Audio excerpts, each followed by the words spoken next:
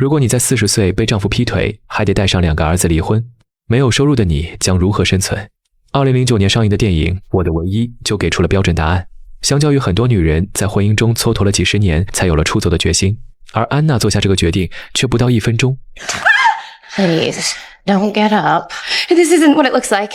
面对丈夫的背叛，她没有像寻常主妇那样破口大骂小三，反而在路过时顺手帮她拉上裙子的拉链。You know, you really shouldn't wear this color. Makes you look like a tramp. What am I saying? You are a tramp. 她保持着最端庄的仪态，迅速收拾好自己的行李。而丈夫也如大多数出轨男一样，以为只要立马认错求原谅，没有经济能力的妻子就会假装一切无事发生。但安娜并没有停止手下的动作，她坚持要求离婚，并且带走2个孩子。Raise them? You? Well, you don't think I'm leaving them here with the likes of you, do you? 看见妻子如此决绝，丈夫也不再挽留。Oh shit, go on then, take the damn kids. What do I care?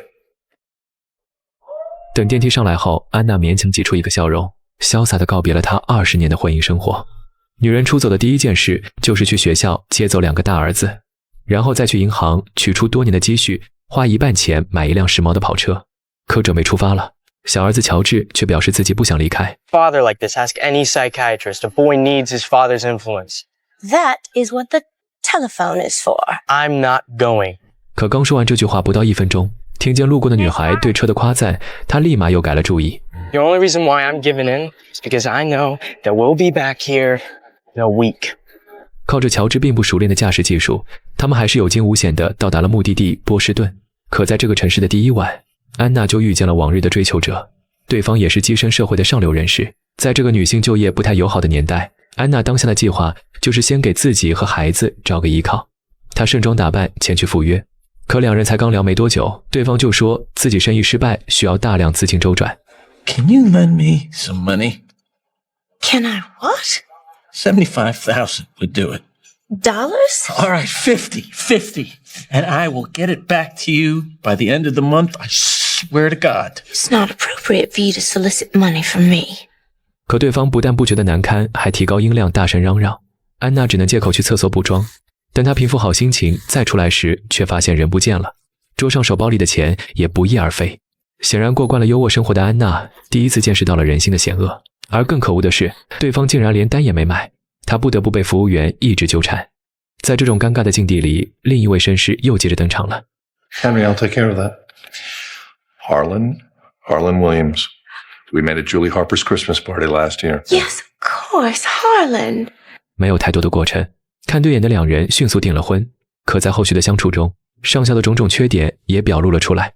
他总喜欢在吃饭的时候高谈阔论自己的政治意见，原本这点小毛病也能够忍受，可小儿子交头接耳的举动让他神圣的尊严倍感冒犯。晚上上校独自找到了小儿子，开启了他的服从性测试。他把他们比作狗群，而他就是领头的一只。上校宣示着在这个新家的领导地位。想到母亲刚维系好的稳定生活，乔治不得不表现出自己的服从。Woof. Sir. 婚礼前夕，安娜带着2个儿子准备婚礼布置的采买，可在电梯上与一群残疾儿童擦肩而过时，他们瞬间同情心泛滥。2儿子提议将办婚礼的钱都捐给他们，母亲嘴上说着不太好，可一转眼还是把钱给捐了，这引得上校极大的不满。 The pearl necklace I gave you, give it to me. Why? I'm returning it for the money you owe me. Give it to me.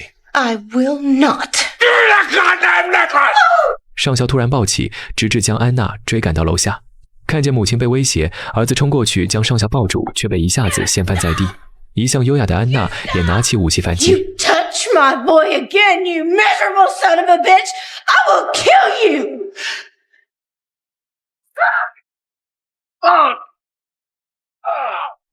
安娜又带着儿子踏上了漂泊的旅程，可她依旧不放弃寻找下一个伴侣的想法。因为在1953年的美国，女人的价值往往只能在生育和家庭中体现，能工作的机会更是少之又少。安娜只能通过这种在家的方式给予孩子稳定的生活，但他们所剩的钱已经不多，只能租住在底层人住的公寓。乔治不理解母亲为什么不打电话向父亲要钱，而母亲却坚持不需要他的帮助。事实上，父亲一直有寄钱过来，但都被他原封不动地退回了。No matter what happens in our lives, there are standards we must maintain. 凭着安娜出众的外貌，她很快就有了新的约会对象。可没想到第一次见面，对方便在车上对他动手动脚。Come on, baby, don't be a prude. Oliver, no! I said stop! Just what the fuck do you think I asked you out for anyway? Conversation? Get the hell out of here. 安娜被极其羞辱地推倒在马路上，但她也只是掸掸灰尘，重新爬了起来，仿佛没有什么困境是能够打倒她的。几天后，她又联系上一个以前的老相好，对方有座非常豪华的大庄园，还特意邀请她参加晚上的舞会。可安娜在舞会等了半天，却听见对方背地里和小女友吐槽起自己的年老色衰，她只能独自来到柜台买醉。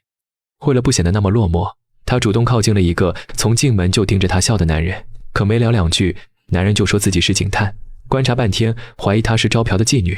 本以为他是在开玩笑，没想到他竟真的掏出了警察的证件。她被关在了警局，不得不打电话让丈夫来保释。可听见电话那头传来调情声，她却张不开口。There's no one there. 直到清晨，才拜托到隔壁的邻居将她保释出来。这个平日里被她忽略的底层人，却是出社会后遇到的第一个绅士。I would really appreciate it if this didn't get around. If what didn't get around, ma'am? 在经历了多次挫败后，安娜也切身感受到了依附他人的荒诞，求人不如靠己。她带着儿子先去投奔了姐姐家，又在餐厅找了份服务员的工作，彻底放下了往日维持的贵族形象。可总有一些没素质的客人对她进行性骚扰。 Where's my coffee, sweet thing? Right here. The hell? You crazy? 积攒已久的委屈在这一刻爆发，即使之前经历再多挫折，她也没流下过一滴眼泪，可如今却不得不向生活低头。同事过来告诉了她被解雇的消息，她也只能尴尬苦笑。 Man, all right. Raymond? Hell, it's the only time I didn't complain his coffee wasn't hot enough. 安娜重整旗鼓，这次她又去到了颜料店应聘，正巧碰见一位老妇人对颜色搭配拿不定主意。 Well, have you considered a peach? It would bring out this color in the fabric. 安娜的审美眼光很独特，在她的营销下，商铺的营业额增加了20%。原本不会雇佣女店员的老板也对安娜刮目相看，而她出众的外貌更是戳中了他的心。安娜再次被男人求婚了，她将这个好消息告诉了家人，乔治已经习以为常，只有姨妈控诉着命运的不公。上天总会眷顾像她这样的漂亮女人，但事情并没有想象般顺利。在结婚这天，店主正举杯许下忠贞的承诺，可一个陌生女人的到来打断了愉快的氛围。 Is this your sister, darling? I'm his wife. 原来店主患有精神疾病，总想着找不同女人结婚。安娜已经是第7个上当受骗的女人。为了表达歉意，他们家族拿出一笔不菲的赔偿款给安娜，可安娜却高兴不起来。这意味着她又要带着儿子过上漂泊无依的生活。晚上，她收拾好行李，准备赶往下个城市。乔治却又闹起了脾气，他过够了居无定所的生活，他要留在姨妈家。这里有他喜欢的学校和朋友，老师也认可他的写作才华。特别是在听到母亲为了施展哥哥的才华而选择去加州的好莱坞时，他瞬间感觉自己被轻视，认为母亲从来就不了解自己，于是向他发起了提问。 Here's an easy one. What's my favorite book? Huh? Tell me what my favorite book is and I'll go with you. I don't know what your favorite book is. It's Catcher in the Rye. We have a winner. And you're a lousy mother. George. 其实安娜不是不想了解儿子，不管生活如此艰难，都没想过弃他们于不顾。只是对于一个女人来说，带着2个孩子讨生活何其不易，她已经没有多余的精力去关注孩子的想法。但这一次，安娜选择尊重乔治的决定，她带着罗比重新踏上了旅程。她总是教育孩子们在开车时永远不要往后看，可这一次，她的眼神却不断瞟向了后视镜。 Don't look in the mirror, remember? 看着哥哥和母亲的离去，乔治心中开始有了后悔的想法，但怪自己话说得太绝，以至于没有了挽回的余地。但哥哥罗比还是会天天打长途电话过来，告诉他们现在靠搭顺风车赚钱。其实罗比并不算是他的亲哥哥，他是母亲和第一任丈夫所生，性格从小就比较阴柔，最喜欢的就是刺绣和表演，偶尔也会有人嘲讽他是娘娘腔，但母亲都会尽力保护着孩子的自尊。这天，他们搭载了一对人畜无害的小情侣，可车子行驶到一半，他们就劫持了安娜，并威胁罗比把全部的钱都给他。 Go get it, Pansy. Okay. 显然劫匪并没有把他放在眼里，直到罗比掏出了包里防身的手枪。 Put down the ship, soldier boy. Make me, Ferry. 这一刻的罗比像个英勇的骑士，挣退了穷凶极恶的劫匪。可他们却又犯了一个致命的错误，将那个自称被胁迫的女孩带上了车。对人性毫无防备之心的母子俩再次被上了一课。女孩趁着他们用餐的空隙，卷走了车上所有的钱，和劫匪跑路了。他们又陷入了穷困潦倒的境地。乔治听说了他们的状况，这才得知母亲在临走前怕他在姨妈家受委屈，将那笔赔偿金全留给了他。他意识到母亲虽然有很多缺点，但对他的爱却永远不会减少。相较于父亲来说，当初看见父亲的乐队来到本地巡演时，他就有偷偷前去找过他。父亲会高兴地向所有人介绍这是自己的儿子，也会大方地拿钱给他花。但当他表示想跟父亲一起回纽约时，他却以不方便照顾为由拒绝了。这导致乔治也一度认为父亲就是个混蛋，但母亲却制止他。 Don't talk like that about your father. You'll regret it one day. Your father adores you. 安娜没有因为丈夫的出轨就抹黑父亲的形象，反而列举了小时候父亲为她做的所有事。乔治怀念起母亲对他的好，带着所有的钱赶去和他们会合。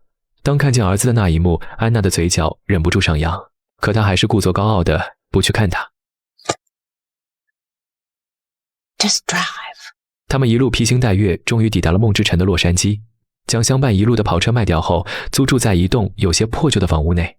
可这天，安娜买菜回家，竟发现前夫找到了这里。也许是阅尽各种风情后，还是安娜最符合妻子的要求。她厚着脸皮向他提出了复合。 I can't do that. You love me anymore? I don't know if I love you anymore. But I do know that I don't need you anymore. 女子独立，则天地皆宽。现在的安娜早已醒悟，也许依靠婚姻的路径充满了诱惑，但不如依靠自己。这条路虽走得辛苦，却也稳定。